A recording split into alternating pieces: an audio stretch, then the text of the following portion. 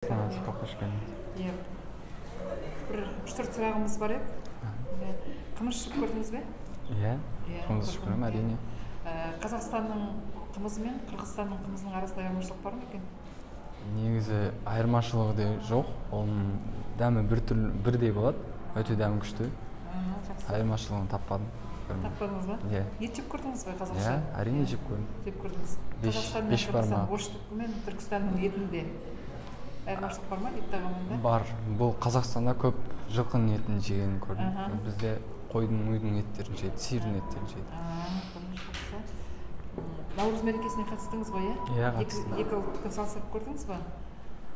Ұлттық тағамымыз қандай? Иә, Сіздерде де қандай? ұлттық тағамдарымыз да, мерекелеріміз де бірдей өтеді екен. Соны көрдім. Наурыз көже сіздерде де? Наурыз көже жоқ, бізде наурыз көже емес, бізде сүмелек деген бар. Сүмелек. Жақсы, бізде наурыз көже, иә? Иә, бізде наурыз көже.